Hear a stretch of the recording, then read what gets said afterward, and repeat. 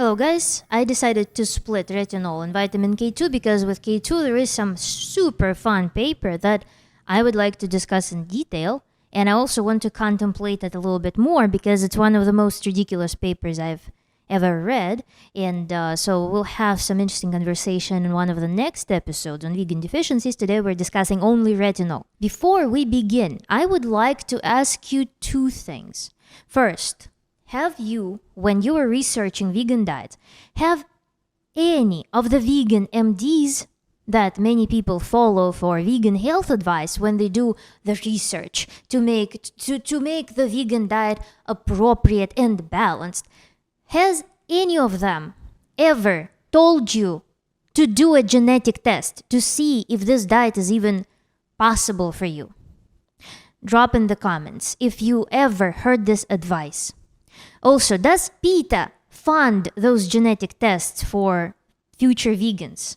Are they willing to pay you to do this, to analyze if you can be a vegan? Then, another thing that I would like to ask you to do is to send this video and every video from Vegan Deficiencies playlist to every vegan parent, including the public ones, because this information must be distributed. Those people may be severely misled. Those people might be causing irreversible, permanent damage to their children by forcing a very dangerous diet onto them that may have immediate and also delayed developmental defects that will never be compensated even if those kids rebel at the age of, 14 and start consuming animal products. They will start following a balanced, complete diet. Also, like this video and consider subscribing if you vibe with me. Let's move on. Retinol I classified in my table as a conditionally essential vitamin, specifically vitamin A, that is completely unavailable from plant foods. It's supposed to be either delivered with animal products or converted from the plant provitamin A, which one of the most dominant forms occurring in plants is beta-carotene. The caveat with that, why can't we just eat a ton of beta-carotene and be merry, is that conversion, the ability to convert plant-derived provitamin A into its active form, is not universal. There is no universal number. It is genetically predetermined, and there is also a huge association with the ethnic group that a person belongs to that determines their ability to convert beta-carotene into vitamin A. Because this is a reaction that requires a cascade of different reactions, different enzymatic reactions, to produce normal vitamin A, bioavailable vitamin A that our body can use. So it is not a universal thing. If we take the crude average across the entire population of people on Earth, the number will be 45%. So 45% of the entire world population, irrespective of their ethnos, has polymorphisms that suppress their ability to convert beta-carotene into vitamin A. And the reduction of this ability in people with those polymorphism ranges around like 50 to 60%. So 50 to 60% less they're able to convert on average. But it's up to 70% in some people. This factor alone makes a statement that the vegan diet is suitable for everybody at each stage of life false.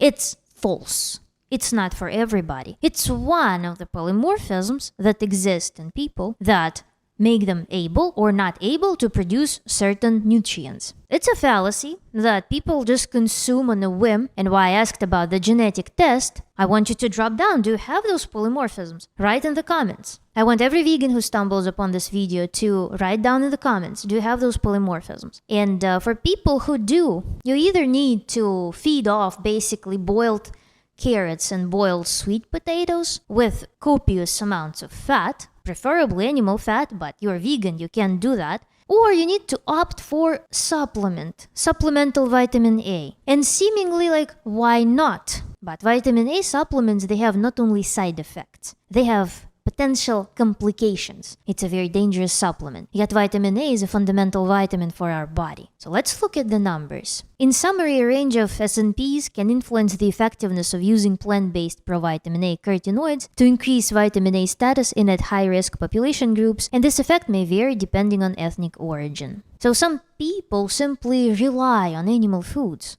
to source vitamin A, preformed vitamin A. About 70% of Asians, about 30% of people of European descent, and 20% of people of African origin are affected by this phenomenon and, in my opinion, should not pursue vegan diets. Of course, there are many more reasons to not do so, because when we think about vegan diet, we're thinking about resilience to long-term malnutrition. And for different people, it will be much faster decline, much faster cut off than for other people. Because again, they will have different predisposition to development of certain conditions, and there will be variation in their ability to synthesize certain non-essential nutrients, different specifics and methylation reactions. And again, retinol is one of those things.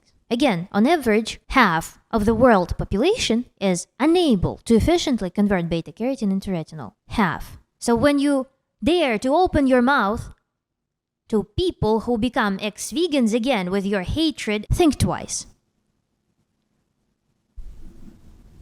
So yeah, given the fact that vitamin A supplements are quite dangerous, it is much better to strive to receive vitamin A from food. And this also ensures that you are going to get vitamin A with the necessary solvents. And moreover, if we think about vitamin A deficiency, if we think about beta-carotene, for example, and beta-carotene sources of beta-carotene, when we think about all of those numbers that I just told about the percent of population and what percent reduction is observed in those people with polymorphisms, we didn't even take into account other factors that reduce bioavailability of this vitamin. Think about it. We already discussed the role of anti-nutritional role of fiber, because again, you're swallowing a sponge with nutrients being locked inside of something insoluble that prevents nutrients from coming in contact with the intestinal wall. So how much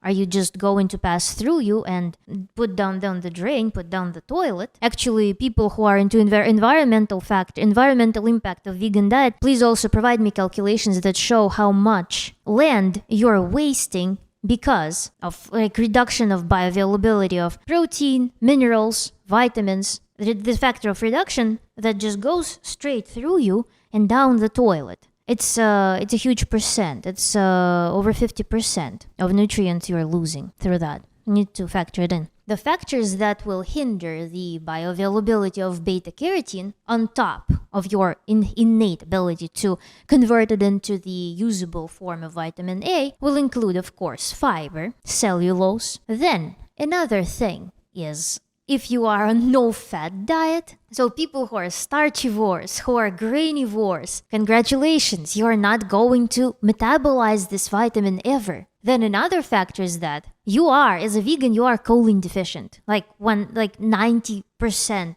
chance is that you're choline deficient. Not 90, 99% you're choline deficient. With your choline deficiency, you don't have sufficient production of bile acids that are necessary to esterify all of the fats with dissolved vitamins in them for their absorption. You have several factors that already hinder absorption of vitamin A, beta-carotene, and conversion on top of the conversion factors and conversion coefficients. And think about the following thing. There are several fat-soluble vitamins that compete for carrier molecules. And when you are a vegan, what vitamin do we superdose on a vegan diet with? Not vitamin C. We superdose with vitamin K1. No, somewhat useful for some aspects vitamin, but we get it in super abundance. And if you get, let's say, 70% of our DV of vitamin A in the form of beta-carotene with little to no fat and with a ton of vitamin K1. That's like in high hundreds of percent of our DV. So fiber, lack of fat, biliary insufficiency, and competing vitamin K1. That multiplied by your potential genetic inability to convert it into vitamin A. Think about it. So when we think about retinol deficiency, it can cause delayed growth in children. Again, be mindful if you're running a vegan experiment on your children. If your children are unusually small, it also can be one of the factors of anemia, development of anemia. If you cannot, for example, if you tried everything to reverse your anemia, but you didn't check your vitamin A status, then check it. Then dry, scaly, itchy skin, infertility, susceptibility to respiratory infections, retinal disorder and vision deterioration, eye dryness, and bone disease. Bone disease in general, we already studied. In our 3 videos, we studied so many factors that contribute to bone disease in vegans. So this is something too. Like, I watched videos where 25-year-old guy got measured like on a vegan diet for a couple of years. His DEXA scan showed that his bone mass was corresponding to 87-year-old man. So before you start screaming in the comments again about the appropriateness of vegan diet, I want to see you write, I am a vegan, I have been a vegan for a million years. My homocysteine levels are at such and such. My DEXA scan reveals my bone mass to be such and such. Bone density, bone mineral composition, such as and such. So this is what I want to see before you start harassing people about their dietary choices that are not vegan. And lifestyle choices, I guess, because veganism is not a diet. So vitamin A, again, is absorbed in the intestine and is a fat-soluble vitamin. Think about this factor as well. Bloggers who study nutritional science, who have master's degrees, have PhD degrees in nutritional science, who eat rice with sugar. So as I mentioned above, it needs to be delivered with fat. It requires bile to be injected into the intestine for emulsification and absorption. So when we think about animal sources of vitamin A, it usually always comes with choline and cholesterol and plethora of fat. You have everything necessary and it's preformed. So you have all factors that facilitate and in general enable absorption of vitamin A. When it comes with plant matter, in contrast, you're getting beta-carotene that you don't know. Again, if you know, write down in the comment if you have those polymorphisms. You know or don't know where, like how much you can convert. It comes bound in cellulose. It comes without fat. And again, perhaps it's best to drink carrot juice every single day, or baked sweet potatoes in like several big sweet potatoes if you are fine with eating oxalates, if you're fine with eating a bunch of sugary, starchy vegetable that's like, with pretty specific taste. I would not be able to eat several sweet potatoes daily. I get tired of them very soon. I don't like them. They're too sweet to my taste. They must be cooked because otherwise you will just poop them out in an unchanged form. Vitamin A, competes with vitamin D and K1, and you need copious amounts of fats with your food in order to digest it. So like classics, usually, when I was little, we had a bunch of juices, juice bars in Russia, and they were served, those juices were served in different buffets and stuff, in different institutions, and they usually would serve carrot juice with cream in it. This is the best option if you want to get vitamin A from carrots. And then greens, you can plug in all of your kale, you can plug in all of those vegetables, green leaves into the chronometer, and it will show you nominally high vitamin A. Usually, by the way, in the apps like that, you see the correction, beta-carotene to vitamin A conversion. Greens are nominally rich in vitamin A, but they're also incredibly high in vitamin K1. And again, it's cellulose. Greens also, they just pass through you. And with bile, again, with gallbladder, with bile function, you need to follow a specific diet in order to ensure that you have biliary sufficiency. You cannot just be skipping on choline your entire life, and choline on a vegan diet is harvested from one food, from soy. And you need to eat bags of soy. You need to eat tons of soy flour daily. Your diet must literally be soy-based, which comes with its own drawbacks, with its own dangers, and not everybody can do that because soy is a legume. I, for example, cannot do legumes. They're poisonous to my body. Plus, in general, they're a toxic plant. So you need to eat a toxic plant to harvest this nutrient. And you need to eat it in enormous amounts that no culture on the planet does. Even tofu, which is very hydrated, very low density soy, is consumed in small amounts in the cultures. It's consumed as a condiment. It's not consumed as a main course. But vegan diet, for addressing certain nutrients, it requires you to literally feed off soybeans.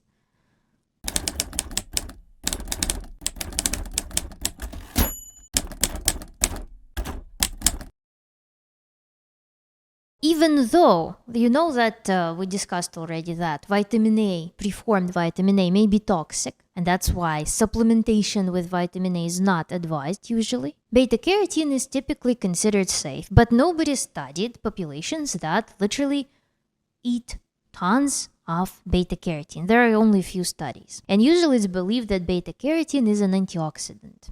In reality, when you eat a ton of beta-carotene, it becomes a pro-oxidant. Accumulation of beta-carotene typically does not result in poor outcomes, even though there was some study that found link between beta-carotene, excessive beta-carotene cardiovascular disease, and also you probably are familiar that beta-carotene increases the mortality risk in people who smoke. But one of the things that is more of a cosmetic concern is that beta-carotene accumulates as a pigment, so it gives you this jaundice-like appearance, this renowned vegan golden glow. It just looks like liver disease pretty much. Breakdown of excessive beta-carotene may also lead to mitochondrial dysfunction. Infants should not be given vitamin A supplements, so their nutritional needs must be satisfied naturally through foods. Absorption of retinol from food is 75 to 100%, and beta-carotene is about 10-30%. So with these numbers, with this range, we'll see this correction factor typically for vitamin A specifically. Then if we think about hypervitaminosis of vitamin A usually occurs upon momentary ingestion of over 100 times the RDA of vitamin A preformed. Tolerable upper intake of retinol from animal foods is 3,000 micrograms a day for adults. Regular excessive intake of retinol may lead to osteoporosis. Again, we have one factor that competes with vitamin D. And in the skin, retinol stimulates fibroblasts to produce collagen fibers. So this is a very interesting function as well, because when your skin is getting exposed to the sunlight, UV light, on the one hand, stimulates vitamin D production from cholesterol. Also, if you're not synthesizing enough cholesterol, if you're a poor synthesizer of cholesterol, you may have insufficiency of cholesterol. That will hinder the process of synthesis of vitamin D. Also, if you don't have enough vitamin A, then the collagen fibers that want to cross-link under the exposure of UV light, they will not be able to restore. So not only as a vegan you are not getting enough of the precursors and cofactors for formation of collagen fibers, you're also not able to repair it because of the retinol deficiency. So there are several compounding factors that cause destruction and inability to effectively repair collagen in vegans. I posted several papers, you can check them out, part 3. In the last chapter of the video, part 3 on vegan deficiencies, there are links, there are articles in which dermatologists are discussing the problems with vegan skin, that it's unable to repair when there's scarring occurs. So vegans are not capable of forming a healthy scar tissue, and vegans do not respond to collagen stimulating procedures adequately. The effect is small and it's not lasting. In general, cosmetics and dermatology specialists, they do not recommend vegans to undergo any cosmetic procedure stimulating collagen because it simply exhausts the skin. Vegans do not have resources for skin repair and collagen restoration. So there are new papers on that subject. You can read them. And if we think about skin, and okay, skin, nice. It's a kind of like superficial thing. Collagen is not only found in skin. I keep reminding that collagen forms your gut wall, and gut health, yes, gut health requires collagen. Collagen is literally fundamental protein in the structure of the bones, in the structure of the joints, in the structure of all cartilage, including your heart valves and blood vessels. Collagen is found throughout the body. It's the most abundant protein in your body. So your inability to repair it literally leads to premature aging, which makes it very comical when I witness the comments about that meat causes premature aging. Veganism causes premature aging because it's malnutrition. Because I can name you several factors that destroy collagen on a vegan diet, including vitamin A deficiency. The best sources of preformed vitamin A are liver, chicken or beef liver. I will be making video on comparing the two, and we will discuss. Then fish, eggs also contain vitamin A. Dairy contains vitamin A. And when we think about the plant-based sources of beta-carotene, then of course sweet potatoes are the leading product for vitamin A, carrots, and sweet pepper, red pepper. So these are the vegan-friendly foods that contain beta-carotene in some appreciable amounts. And now let's move on to doing some interesting reading. I prepared some snippets from the papers that I would like to read to you. So first one, vitamin A deficiency is a public health problem in many low-income and developing countries.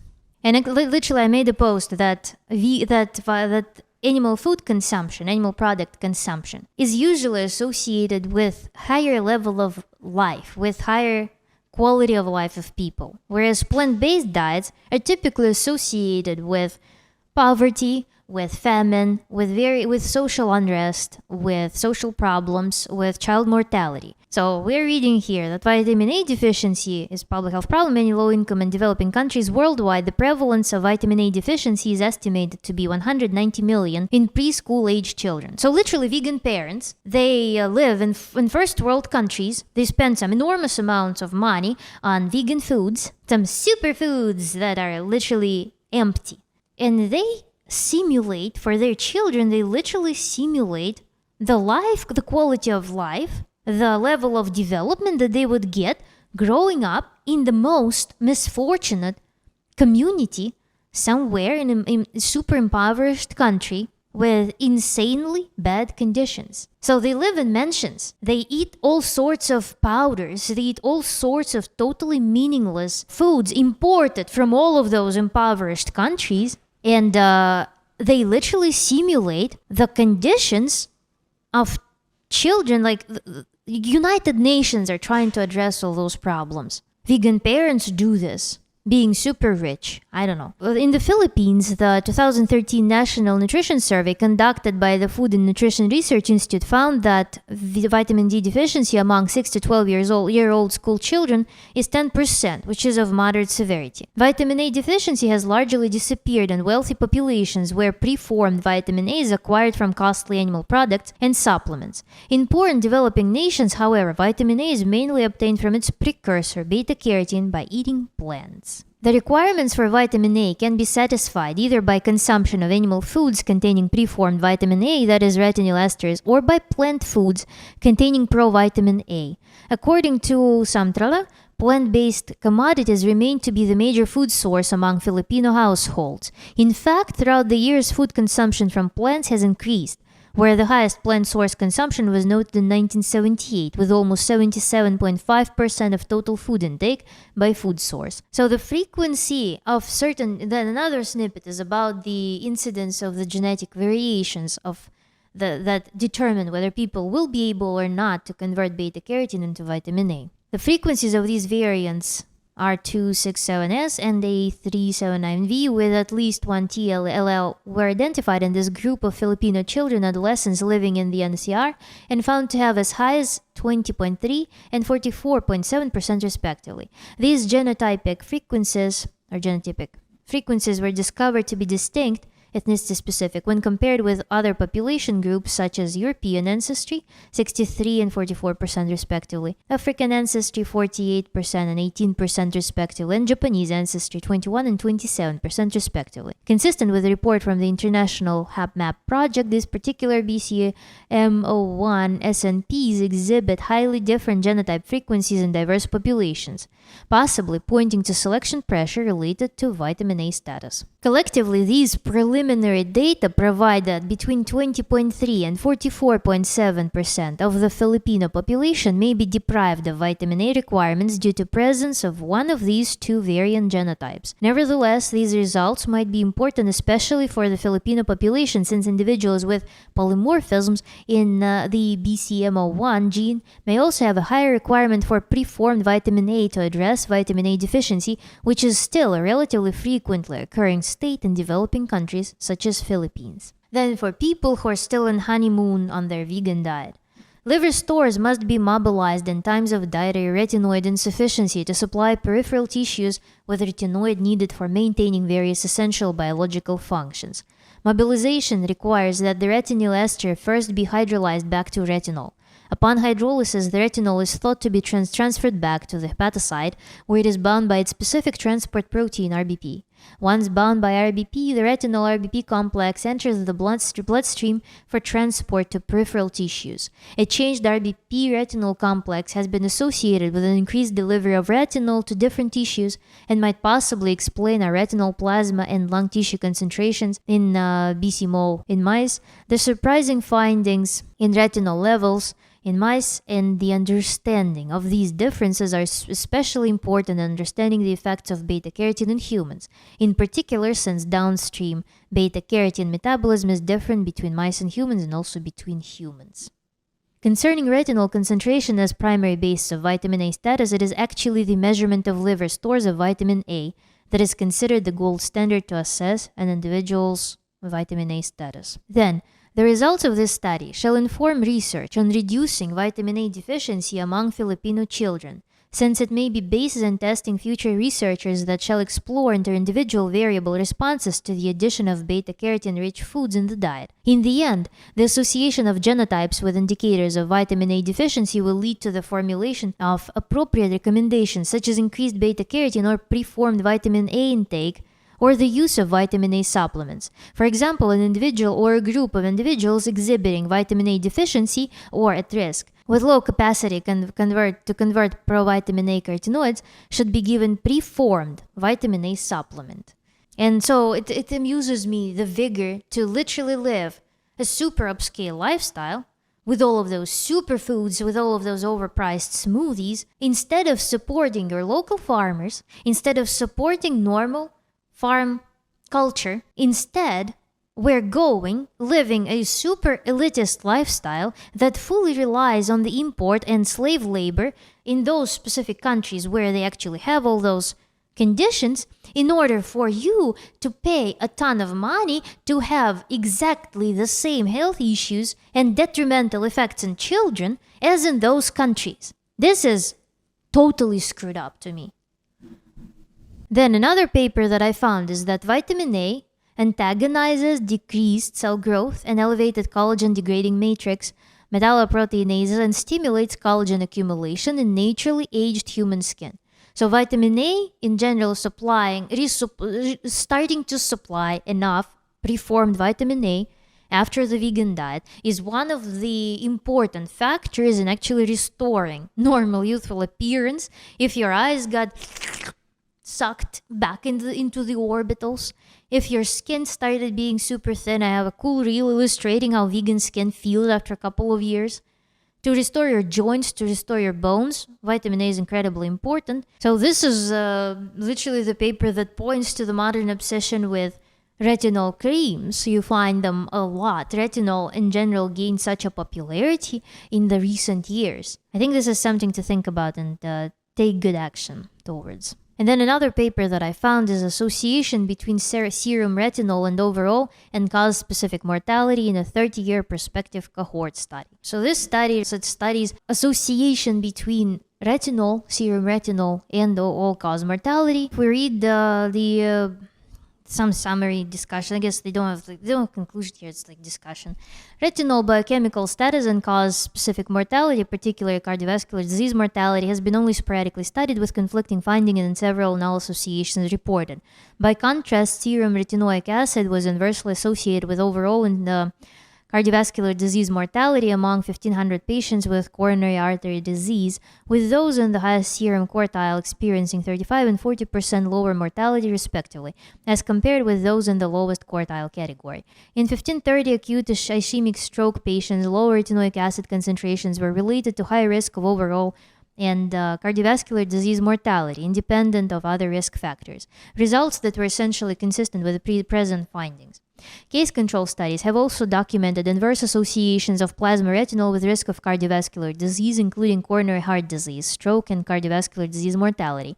Such protective vitamin A cardiovascular disease mortality associations are supported by several plausible biological mechanisms. So this is something else. And again, if you have chronic deficiency in vitamin A. Something to think about as well.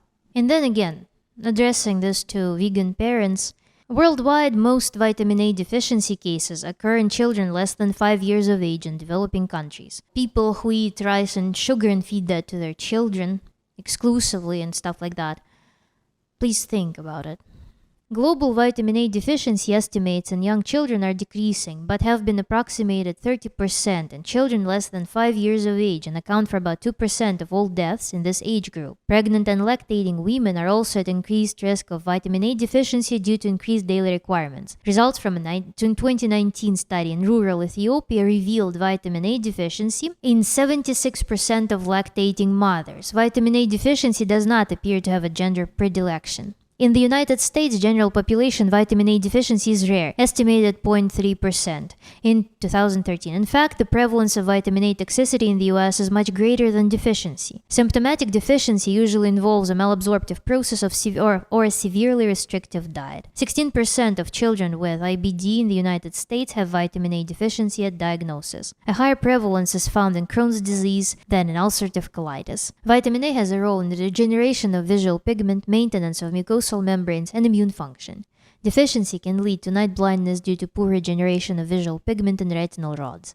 If the deficiency is allowed to persist, the rods will degenerate and xerophthalmia will develop, leading to true blindness. Intestinal and pulmonary mucosal membrane cirrhosis and breakdown, along with immune dysfunction, lead to frequent infections and anemia of chronic inflammation. This is the risk. These are the hazards of following an incomplete diet, and especially for people who have predisposition for not being able to convert beta-carotene into vitamin A. And if we read on the UNICEF website, vitamin A deficiency is the leading cause of preventable childhood blindness and increased risk of death from common childhood illnesses such as diarrhea. Periodic high-dose vitamin A supplementation is a proven low-cost intervention, which has been shown to reduce all-cause mortality by 12 to 24%, and is therefore an important program in support of efforts to reduce child mortality. The World Health Organization has classified vitamin A deficiency as a public health problem affecting about 1/3 of children aged 6 to 59 months in 2013, with the highest rates in sub-Saharan Africa and South Asia. Again, as with every video that I've made so far, I think depriving children of complete nutrition by putting them on the experimental diet, by experimenting on them with vegan diet, without proper data, without proper information on your child's makeup, on your child's genetic makeup, and without the means of supplying them with reliable sources of certain vitamins, certain nutrients, amino acids, is a very dangerous experiment. I will reiterate that. It's a time of critical development that establishes the foundation for the child for their entire life in the future. And you are right now responsible for them for helping them to achieve their genetic limit, genetic maximum.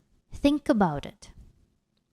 Is your YouTube channel, is your Instagram worth the potential of your children? Is your vanity, is your desire to be good in the eyes of I don't know whom? Is your religious belief, is your ill sense of guilt worth your child's performance throughout the entire life that you are now preparing them for, and you will not be around for them? And do you think that you will not have a glimpse of remorse in the future when you finally become sober about what you are potentially or even likely doing to your children by putting them on your experimental, ambitious diets? Think about it. You don't have any backup children, and your children don't have a backup childhood. And yes, during pregnancy, your child sucked everything out of you. That's how nature works. That's why pregnant women always were fed organs. They were fed the most potent, the most nutrition rich foods throughout the history. But later, it's all in your hands. The food that your child receives, the nutrition that your child receives, is in your will. So revisit what you're doing to your child with all of your juices, with all of the bird food that you're feeding them. Just think about it. And assess your child's status critically.